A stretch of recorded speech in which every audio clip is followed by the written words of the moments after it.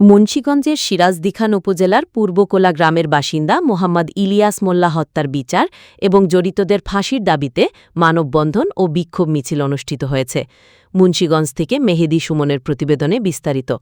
রবিবার ২৮ জুন বেলা ১১টার দিকে সিরাজদিখান উপজেলার শ্রীনগর মুন্সিগঞ্জ সড়কের ছাতিয়ানতলী এলাকার ছাতিয়ানতলী উচ্চ বিদ্যালয় সংলগ্ন এ মানববন্ধন কর্মসূচি পালিত হয়। এতে সহস্রাধিক এলাকাবাসী অংশগ্রহণ করেন। মানববন্ধন শেষে একটি বিক্ষোভ মিছিল বের হয়ে প্রধান সড়ক প্রদক্ষিণ করে শ্রীনগর উপজেলার সিংপাড়া বাজারে গিয়ে শেষ হয়। মানববন্ধনে বক্তারা বলেন, ইলিয়াস মোল্লাকে পরিকল্পিতভাবে হত্যা করা হয়েছে। হত্যাকাণ্ডের সঙ্গে জড়িত দুজন এখনও অধরা রয়েছে।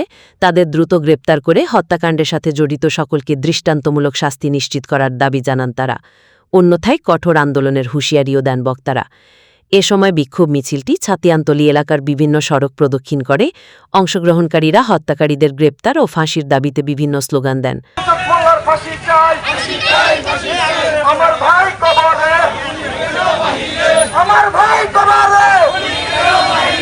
মানববন্ধনে উপস্থিত ছিলেন কোলা ইউনিয়ন বিএনপির সাধারণ সম্পাদক আক্কাস আলী, বিএনপি নেতা ডাক্তার শামসুদ্দিন, সিরাজদিখান উপজেলা শহীদ জিয়া স্মৃতি সংসদের আহ্বায়ক আব্দুর রাজ্জাক ব্যাপারী, যুবনেতা হুসাইন মোহাম্মদ শাহ আলম, মিলন মোল্লা, নিহত ইলিয়াস মোল্লার স্ত্রী লিপি বেগম, জামাতা জামাল শেখ, আওলাদ শেখ, ইদ্রিস মোল্লা, আহত এশেক মোল্লার স্ত্রী নীলুফা বেগম।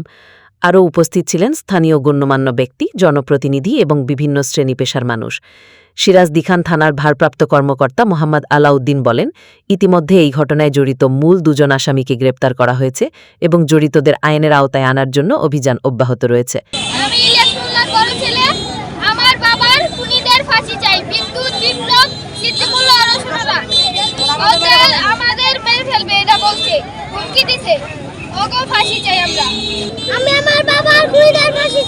আমি দীর্ঘদিন যাবৎ সিদ্দিক মোল্লার নির্যাতিত, এটা থানা পুলিশ সবাই জানে, কিন্তু গত রমজানে ৮ তারিখে আমার পাও এবং হাত কেটে ফেলাইছে।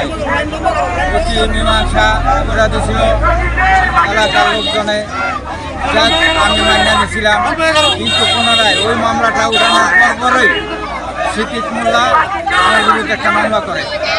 ওই মামলাটা করার পরে আমি ফিরা মামলা করাতে সিদ্দিক মোল্লা ক্ষিপ্ত হইয়া আমার কোলা স্কুলের দোকানের সামনে ইলিয়াস মোল্লা আমার সাথে ছিল। আমার গাড়ি, এই অটো গাড়িটাও আমি ওইখানে অটো গাড়িটা গেছি, অটো গাড়ির চার্জ গেছিল গা, তখন আমি ইলিয়াস মোল্লার বললাম যে আমার গাড়ির চার্জ গেছে, আমার একটু বাইতে দিয়ে আসো। তখন ওই দোকানের কাছে ইলিয়াস মোল্লা আমার পাশনে ছিল, মনে করেন 1 ফুট। ওইখানে পাশন দুইজন আইসই ধারালো সেন এবং কাবাটি নিয়ে ইলিয়াস মোল্লার কুপাইয়া আমার সামনে ফেলাই দিয়েছে, মনে করেন 3 ফুট। তখন আমি তো নিরুপায়, আমি তো ধরতে পারি না এবং ইয়ে করতে পারি না। তখন সিদ্দিক মোল্লা এই ডাইন পাশটা আইসা আমার এই ডাইন হাতটা ফালাই দেয় খুব দিয়া, এবং হেপরে দেয় বাম হাতটা, এরকম করতে কয়েকটা খুব দেয় হাতের মধ্যে। এরপরে সিদ্দিক মোল্লা আবার ইলিয়াস মোল্লারে একবারে শেষ করার জন্য একবারে শেষ করে দেয়। আর ওই মহিলা মেম্বার রচনারা কয়েকবার এটিতে প্রাণে আর রাখা যাইব না, এটিতে শেষ করে দাও।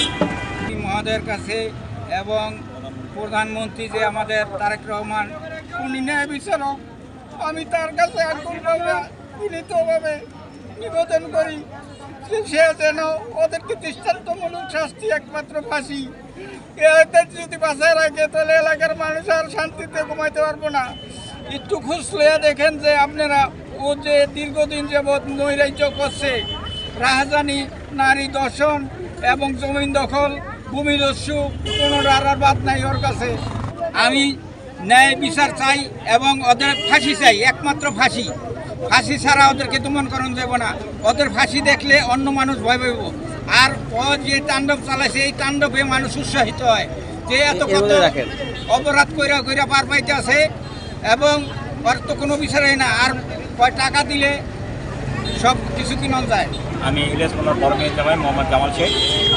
আমরা যখন যখন আমার শ্বশুরকে মানে খুন করা হয়, তারপরে আমরা প্রশাসনের কাছে যাই, আমরা মামলা করি। মামলা করার পরে প্রশাসন সাথে সাথে দেখা গেছে ইলিয়াস মোল্লার মাটি দেওয়ার আগে একজন আসামি গ্রেপ্তার করে, তারপরে রাত্রে আরেকজন আসামি গ্রেপ্তার করে।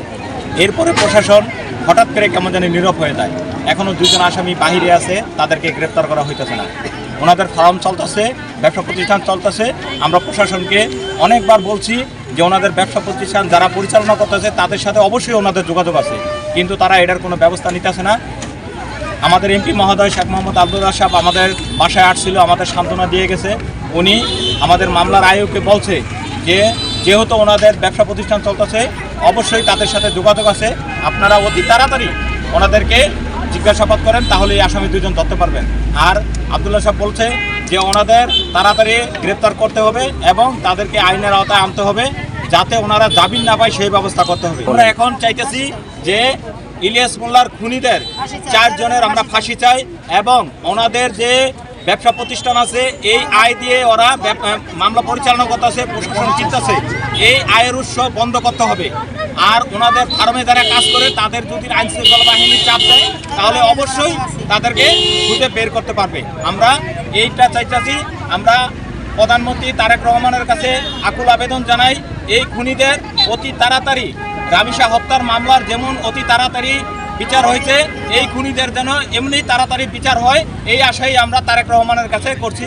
ভাই, আমার নাম নীলুফা, আমার স্বামী এসাক মোল্লা। এর আগে 1.5 বছর হয় নাই, হাত পাও কেটে ফেলাইছে। এসাক মোল্লার হাত পাও কেটে ফেলাইছে মহিলা মেম্বার বিদ্যুৎ মোল্লা, বিপ্লব মোল্লা, সিদ্দিক মোল্লা, ওরা কেটে ফেলাইছে। কাটার পরে আমরা হাসপাতালে নিছি। এই কালাম মেম্বার সাইকেল তুলি সহযোগিতা করে, টাকা পয়সা থানায় দেওয়া ঠিক করে, তারপরে ওকে চার্জশিট থেকে নাম কাটছে। এই কালাম মেম্বার টাকা দিয়া ইলিয়াস মোল্লার ইতিস মোল্লাকে দিয়া ভরাই দিছে, ওকে 1 নম্বরে ইয়ে দিয়ে দিছে, চার্জশিট দিয়ে দিছে। তখন আমরা তো হাসপাতাল আমরা জানি না, আছে মোল্লা আমরা এই সব কিছু দৌড়াদৌড়ি কালাম মেম্বার করে সেকেন্ড তুলি সব কিছু কালাম মেম্বার করতেছে। তাহলে কি এই ঘটনার সাথে কি কালাম মেম্বার জড়িত আছে? কালাম মেম্বার জড়িত আছে। আর এখনো যারা ফার্মে আছে তারা যে সহযোগিতা করতেছে, এখন তাহলে কি বাজে ফার্ম চালাইতেছে ওগুলো লোকে খরচ করতে, ওকে সহযোগিতা না করলে, ওগুলো লোকে কথা না হইলে ফার্মটা চালাইতেছে কি বাজে। আর ইলিয়াস মোল্লারে মেরে ফেলাইছে, আর এসে মোল্লা 4 রাত পর শেষ নাই।